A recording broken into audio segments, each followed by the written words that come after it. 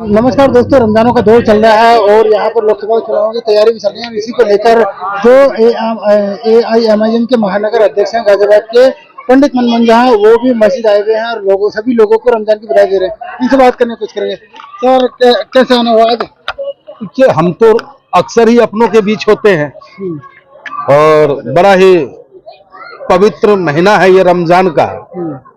और इस वक्त में मस्जिद में अगर आप जाओ तो वहां लगभग नमाजी लोग आपको मिलते हैं और रोजेदार मिलते हैं। सबसे बड़ी बात है कि रोजेदार मिलते हैं, तो उनसे दुआओं की दरखास्त करने आते हैं और भाईचारा और एकता कायम रहे।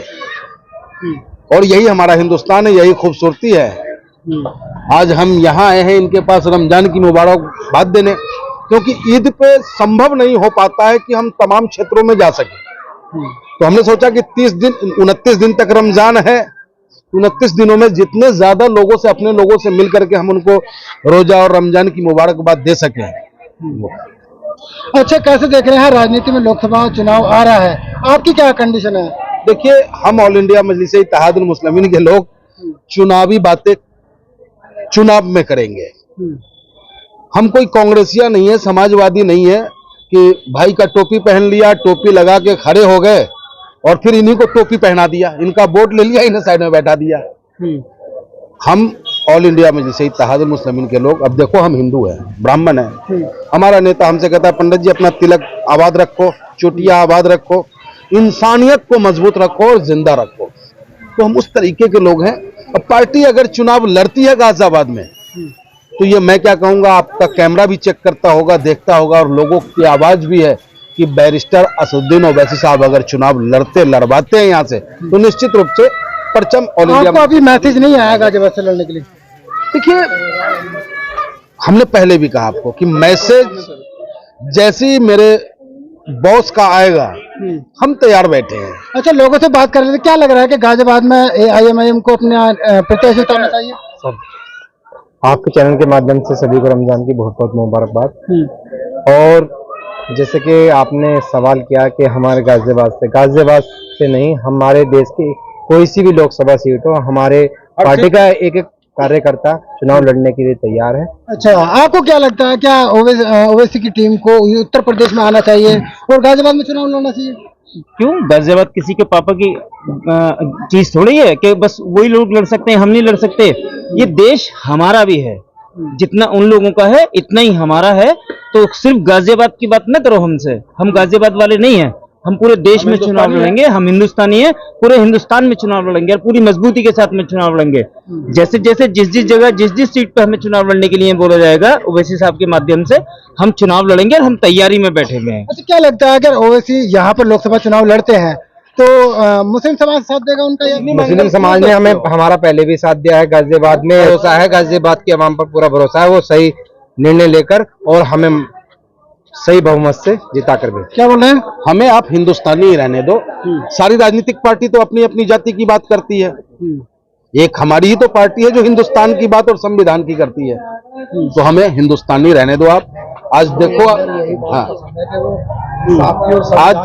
आज आप देखो, बदायूं के अंदर में 2 हत्याएं होती है, ठीक? हत्या करने वाला हत्यारा अपराधी हो सकता है, किसी मजहब से संबंधित नहीं हो सकता है। अपराधी की कोई जाति नहीं होती है, अपराधी का कोई धर्म नहीं होता है। अपराधी अपराधी होता है। लेकिन समाजवादी पार्टी और भारतीय जनता पार्टी उस बदायूं की धरती को रणभूमि बना रखा है अपनी गलत बयानबाजी की वजह से। तो आपके माध्यम से तो मैं बदायूं की जनता से भी अपील करूंगा कि मेरे बदायूं वाले भाई, आपसी भाईचारा को कायम रखें। आप, जो अपराधी था उसके खिलाफ कानून अपना काम करेगा, लेकिन उस अपराधी के नाम पर और कमजोर हम हिंदुस्तानी भाइयों को, मुसलमान भाइयों को टारगेट न करें। जो भारतीय जनता पार्टी और समाजवादी का मंसूबा है चुनाव को अपनी तरफ डाइवर्ट करने की, अपराधियों के खिलाफ तो कार्रवाई हो रही, तो दिक्कत क्या है? कार्रवाई हो रही। ऑल इंडिया मजलिस इत्तेहादुल मुस्लिमीन कभी अपराधियों का समर्थक नहीं रहा है। आपके माध्यम से मैं मांग करता हूं योगी आदित्यनाथ जी से कि माननीय मुख्यमंत्री जी, ऐसे अपराधियों पे कार्रवाई होनी चाहिए। लेकिन सवाल उठता है, सरकार पे भी सवाल उठता है, क्योंकि सरकार का इकबाल कहीं ना कहीं खत्म होता हुआ नजर आ रहा है। आप देखो किस तरीके से एक शिक्षक को उसी सरकार की पुलिस 5 गोली मार देता है। कहां है सरकार का इकबाल? कानपुर में 2 बेटी के साथ जबरन दुराचार और बलात्कार किया जा रहा होता है, कहां है आपकी सरकार? तो ये बातें उठेंगी, लेकिन मेरा एक ही कहना है कि अगर अपराधी मनमोहन है तो सिर्फ मनमोहन ही अपराधी हो सकता है, उसका पूरा ब्राह्मण समाज अपराधी नहीं हो सकता है, उसका पूरा मुस्लिम समाज, हिंदू समाज अपराधी नहीं हो सकता है। उसी तरीके से अगर जावेद और साजिद ने गलत किया है तो सिर्फ साजिद और जावेद गलत है, गुनाहगार है, न कि पूरा मुस्लिम समाज है। जिस तरीके का माहौल वहां क्रिएट किया गया, गरीब मुसलमानों के छोटे छोटे खोखे और दुकान तोड़ दिए गए, उस पर पथराव किए गए, इसका मैं विरोध करता हूं और सरकार से मांग करता हूं कि वहां पे पीसफुल व्यवस्था की जाए। हिंदू हो या मुसलमान, किसी अननेसेसरी व्यक्ति को परेशान न किया जाए गुंडों के द्वारा, प्रशासन के द्वारा, अराजक तत्वों के द्वारा, और जो अपराधी है उन पर सख्त से सख्त कार्रवाई हो, ये मांग ऑल इंडिया मजलिस इत्तेहादुल मुस्लिमीन। ठीक है, और भी हमारे साथ बैनर से लोग हैं। क्या लगता है कि यहाँ पर जो वैसे अगर उत्तर प्रदेश में आ रहे हैं तो कुछ कामयाबी होगी? बिल्कुल होगी, इंशाल्लाह कामयाबी होगी। कैसा लगता है, मुस्लिम समाज से है नहीं है वो इसके साथ? कौन कह रहा नहीं है, हम तो साथ हैं। अखिलेश यादव के साथ है, राहुल गांधी इस बार आ रहे हैं। भाई साहब बस अब वो हवा ना है, अब नहीं है, क्या लग रहा है? हमारे ओवैसी साहब सच की आवाज हैं। देश के हर गरीब मजदूर, हिंदू, मुस्लिम, सिख, ईसाई, हर एक व्यक्ति उस कमजोर की आवाज है जिसको आज देश में सताया जा रहा है। जो क्या लग रहा है पंडित जी, आप भी अब यहाँ पे हैं, तो क्या मुस्लिम समाज को वाकई में सताया जा रहा है क्या?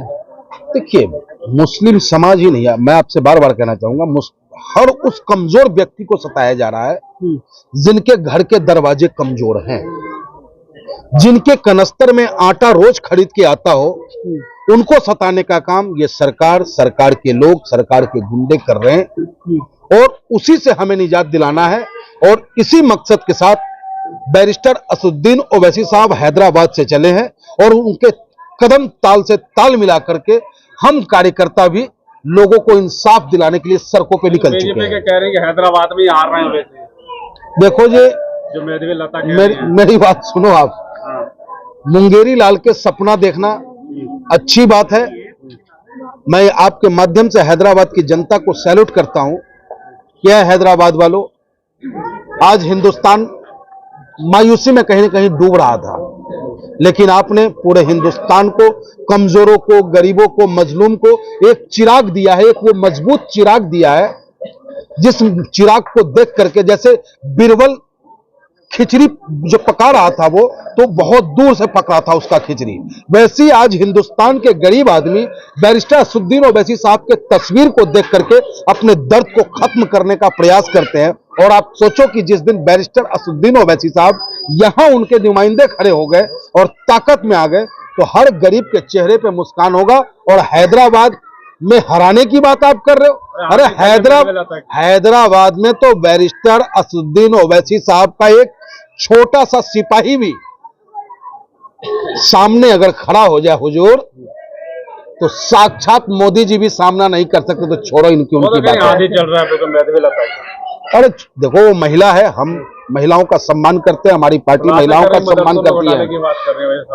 आप जाकर के उस घर से पूछ के आओ, जिस घर में आटे नहीं हुआ करते तो उस घर में आज कनस्तर भरा हुआ है कि वो बैरिस्टर साहब का। और सिर्फ मुसलमानों की बात नहीं है, हैदराबाद में हर गरीब हिंदू आज बैरिस्टर असदुद्दीन ओवैसी साहब जिंदाबाद करता है। वजह सिर्फ यह है कि वो इंसाफ परस्त लोग हैं, इंसाफ करते हैं। बैरिस्टर साहब की कई ऑडियो मैं आपको सुना दूंगा जिसमें वो बार बार कहते हैं कि अपराधी अगर मुसलमान है तो उसके खिलाफ मैं खड़ा हूं, मैं जाति देख करके कभी न्याय नहीं करूंगा, जो जुल्मी होगा उसके खिलाफ मैं कार्रवाई कराने का काम करूंगा। इंसाफ की बात करते हैं। देखिए, उत्तर प्रदेश की आवाम कभी कांग्रेस की गोद में पिटता रहा, कभी समाजवादी की गोद में, कभी भारतीय जनता पार्टी की गोद में, हमेशा से छलावा हुआ है। लेकिन अब उत्तर प्रदेश का वो नौजवान, वो गरीब, वो गुरबा जाग चुका है, उसे पता है, क्योंकि कल तक संसद में कोई ऐसा बेटा नहीं था जो आकर के बता दे कि भैया एनआरसी लागू हो रहा है, क्या होता है एनआरसी, क्या होता है सीए, क्या होता है 3 तलाक। इस तरीके की जानकारी देने वाला नेता आज लोकसभा में मौजूद है और हिंदुस्तान का वो कमजोर आदमी जिसे आप मुसलमान कहते हो, आज किसकी आवाज आप बनोगे? आप हमें ये बताओ, अगर आपके पड़ोस में एक अमीर हो और एक गरीब हो, अगर गरीब पे जुल्म हो रहा हो तो साथ किसका दोगे आप? गरीब का दोगे। तो आज हिंदुस्तान में अगर गरीब और कमजोर कोई है तो वो मुसलमान है। तो हर हिंदुस्तानी का फर्ज बनता है कि अपने कमजोर हिंदुस्तानी की मदद करे।